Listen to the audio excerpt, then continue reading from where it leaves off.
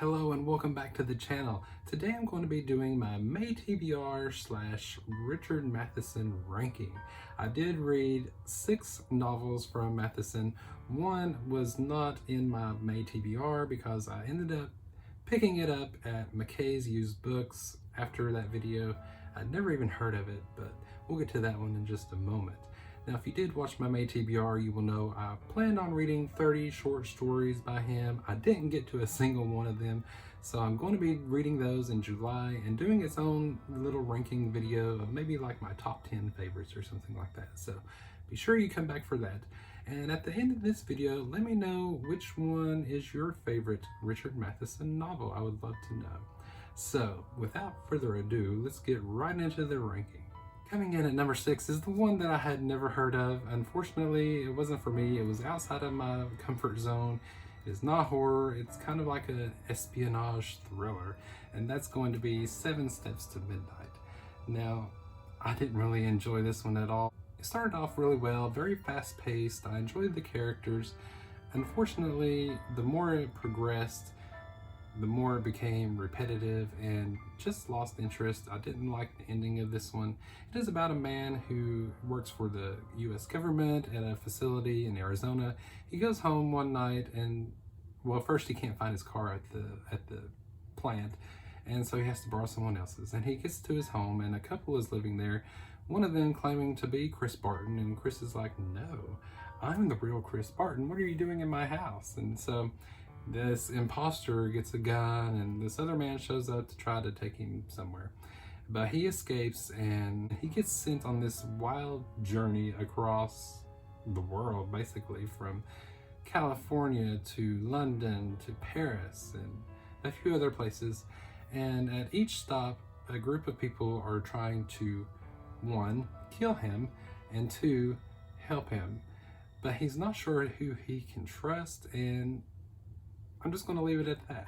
It is not my type of story. I'm not into like spy thrillers, but I thought I would give it a try, and yeah, unfortunately it just didn't work for me.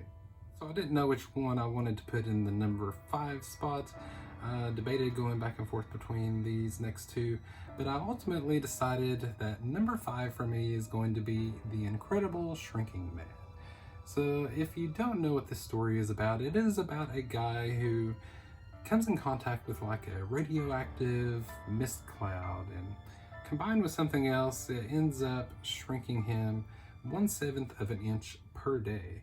So eventually he's going to shrink down to non-existence. Primarily this story takes place in the cellar of the house he shared with his family. So occasionally he can hear his wife and daughter upstairs, their footsteps and whatnot. But his main concern is finding food and water while fending off this black widow spider. And it becomes just a tale of survival. He doesn't have the gumption to kill himself. He doesn't know why, but he thinks he's just going to stick it out and see what happens. And so we get flashbacks to what happened to him and his journey as he continues to shrink. And it was interesting. I ended up giving this one 3 stars. I forgot to mention that I gave 7 Steps to Midnight 2 stars. So didn't really enjoy that one. This one was okay. I know it's Michael K. Vaughan's favorite, I believe. He recently talked about this story on his channel where he showcased a very cool edition that featured artwork and everything. But you know, different people have different opinions. This wasn't my favorite. I think it's his, but at any rate, I think you should read it. Taking the number 4 spot is one that is really horror, and that is going to be Hell House.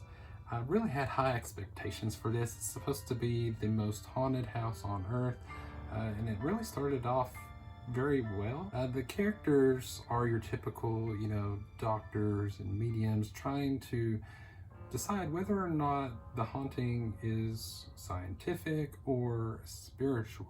I don't know what it was about this that really didn't work for me all that well. I did give it 3 stars. It had some pretty horrific moments, but it was just lacking something. I'm not sure what that would be. It did have good characters. I mean, there were 4 people that went to this house to prove or disprove the haunting. A doctor, his wife, a medium, and another medium who previously survived an experience here many years ago. I think it was like 30 years prior.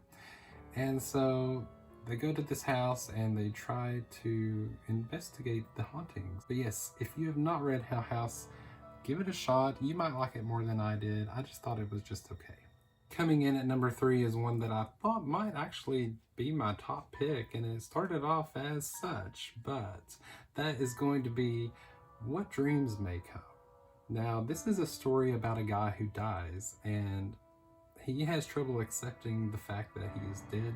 So the first part of this story is about him accepting his own demise and his journey into the afterlife. And once he's there, he discovers how that all works and everything. But then about a little over halfway is when he finds out that his wife has committed suicide. And so she is sent to this place in the underworld. It's never really called hell. I think maybe like a time or two. But it's not the hell that you are imagining with fire and brimstone. No. There are different levels to the afterlife, heaven and hell included. So he takes a journey with his, I guess, guardian angel / cousin to the underworld to see if he can somehow help his wife come to terms with her demise and get her out of this predicament. And I thought it was a really good love story set in the afterlife. Unfortunately, the last 5% or so of this really went in another direction, and I didn't really care for that. I thought it would have been a much stronger novel had it ended going the other way. Let's just say that. I don't want to spoil it for you, but yeah, I thought it was a pretty good novel otherwise. So if you ever get a chance to check it out, definitely do so. It will definitely make you think. And I did give this one 4 stars, so definitely check it out. Taking the number 2 spot is going to be his most popular novel, and that is I Am Legend. So this is a story about the last man on Earth, as far as he knows, trying to survive in a world overrun with vampires. Now these vampires are a little bit different. They do have their, aversion to crosses and garlic and such, and can be killed from stakes to the heart, I think it is. But these vampires were caused by like a bacteria, some kind of germ, not exactly sure. So he tries to discover the secrets of what made the vampires and therefore how to reverse what's happened. This was a really good story. I'm glad I finally read it. I've owned this for many years. This is one of them that is filled with short stories, so it really wasn't all that long. I thought the characters were good. Of course, there weren't a lot of characters. We have our main character, and then we have some vampire characters, and it's just him trying to survive and discover the secrets. And then towards the end, something happens that is very different from the Will Smith movie, and it ends very differently too. I'm not going to tell you how it ends, but I would definitely recommend you checking it out.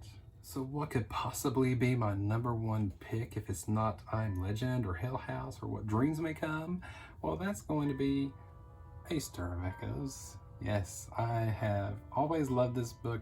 It was my second time reading it, and I really enjoyed it. I've always loved the 1999 film featuring Kevin Bacon, which is pretty different than the book. It has some similarities, but if you don't know what this is about, first of all, it's much more grounded in reality versus the other books that I've mentioned, except for, our main character, Tom.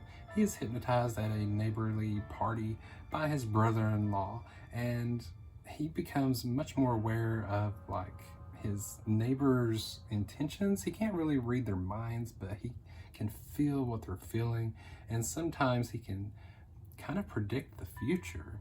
But he also starts seeing this ghost around his house, and it is up to him to try to figure out the mysteries behind why the ghost keeps appearing, as well as trying to uncover some of his neighbor's secrets. If you ever get the chance to read this one, I definitely recommend you reading it. It is my favorite Richard Matheson novel, and it is coming in at number 1.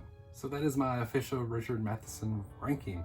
Which one of these have you read? Which one is your favorite? I would love to know. I'm sure I Am Legend is probably everyone's favorite, or a lot of people's favorites.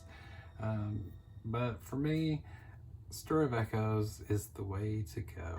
So be sure you come back in July where I will read the 30 short stories in these collections and give you at least my top 10.